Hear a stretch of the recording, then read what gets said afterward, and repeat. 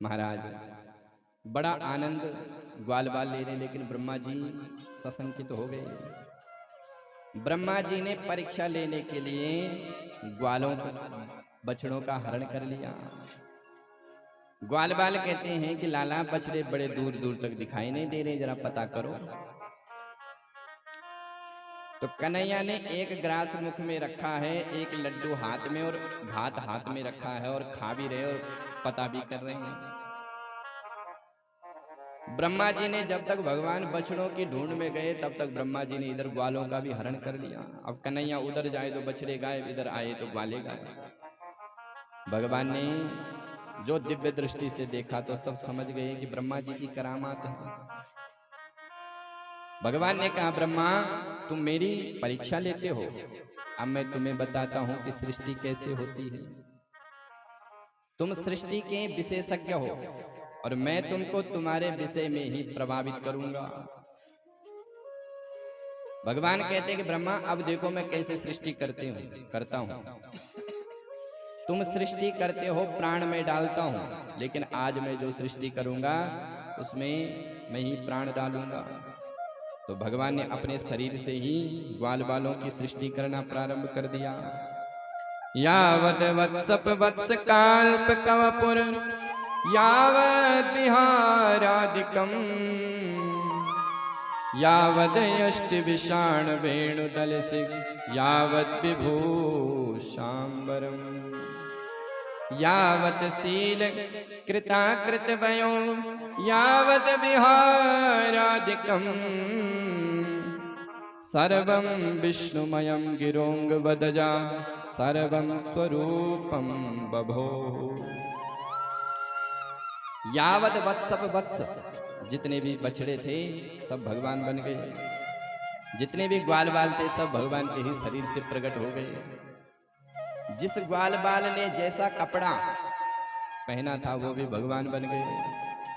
जिस ग्वाल बाल का जैसा स्वभाव था, यावत यष्टि विषाण वेणु दलसिग यावत विभूषांबर, जिसके हाथ में जैसी डंडी थी, जिसके हाथों की जैसी रेखा थी, वो सब भगवान बन गए। जिस ग्वाले का जैसा स्वभाव था वो सब भगवान ही बन गए। सर्वम विष्णुमयम गिरोंग बदजा। और 1 साल तक ये लीला चली। नित्य प्रति ग्वाल बाल घर जाते, नित्य प्रति गौचारण करने के लिए आते। ब्रह्मा जी ने जब 1 साल बाद देखा कि चलो देखते हैं कि वो कन्हैया क्या कर रहा है, तो वहां देखा तो महाराज वही भोजन लीला चल रही है, वही जूठा मीठा हो रहा है। ब्रह्मा जी को लगा कि मैं तो इन ग्वाल बालों को उधर सत्यलोक में सुला के आया, तो दौड़ लगाई, सत्यलोक में सब सोए हैं। नीचे आए तो सब भोजन लीला चल रही है। अब तो ब्रह्मा जी समझ गए कि ये साक्षात परमात्मा है। ब्रह्मा जी ने असली ग्वाल बालों को वापस दिया और भगवान की 42 श्लोकों में बड़ी सुंदर स्तुति करी। ब्रह्मा जी कहते हैं कि प्रभु नौमिड्यते ब्रपपस तड़े तड़िदंबराय गुंजावतंस परिपिक्षलसन खाए वन्यस्त्रवत कवल वेत्र विषाण वेणु लक्ष्मी श्रिये मृदुपते पशुपांगजाए। नौमिड्य, हे प्रभु मैं आपको प्रणाम करता हूं। हे ठाकुर, आपका जो स्वरूप है वो नील वर्ण का है, और नील वर्ण जो होता है वो अनंत का वाचक है। आकाश का रंग नीला है, आकाश की राशि अनंत है। प्रभु आप नील वर्ण के हैं, नील सरोरोह नील मणि नील नील घनश्याम। प्रभु मैं आपको बारंबार प्रणाम करता हूं। हे ठाकुर, मैंने आपका अपराध किया है, लेकिन हूं तो मैं आपका बच्चा। बालक माँ का अपराध करता है, पर माँ उस बालक पर कभी क्रोध नहीं करती है। बच्चा जब पेट में होता है तो जब वो हिलता है माँ को बड़ा कष्ट होता है, फिर भी माँ उसके उस हिलने डुलने पर क्रोध नहीं करती, बल्कि उसको और प्रेम करने लग जाती है। उच्छेपणम गर्भगतस्य पादयो किम कल्पते मातु अधोक्ष जागसे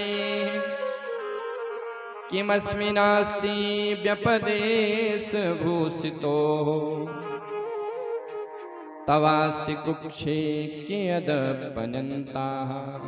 हे अनंत प्रभु, मातृगर्भ में बालक माँ को कभी कभी लात भी मारता है, लेकिन माँ कभी क्रोध नहीं करती है। उसी प्रकार से प्रभु, मैं भी आपका बच्चा हूं, मेरे को आप क्षमा कर दो। ब्रह्मा जी ने लंबी चौड़ी स्तुति करी, लेकिन भगवान ने जब कोई बात नहीं करी, तो अब ब्रह्मा जी ने भगवान को छोड़ करके ब्रजवासियों की स्तुति करना प्रारंभ कर दिया, क्योंकि भगवान ब्रजवासियों से बड़ा प्रेम करते हैं। देखो, माँ से अगर झगड़ा हो गया तो माँ के बच्चे को कुछ खिलौना दे दो, माँ अपने आप प्रसन्न हो जाएगी। तो ब्रह्मा जी भगवान को छोड़ करके ब्रजवासियों की भाग्य की सराहना करने लग गए। अहो भाग्यम नंद गोप ब्रजोकसाम यन मित्रम परमानंदम पूर्णम ब्रह्म सनातनम। अहो भाग्य। अरे इन ब्रजवासियों ने कौन सा पुण्य किया, इनके भाग्य की सराहना कहाँ तक करूं, जिनके साक्षात मित्र भगवान श्री कृष्ण है। ब्रह्मा जी कह रहे हैं, कर जोड़े ब्रह्मा खड़े सुनहु नंद के लाल देहु ब्रह्म पद और को मोहि करो ब्रजग्वाल।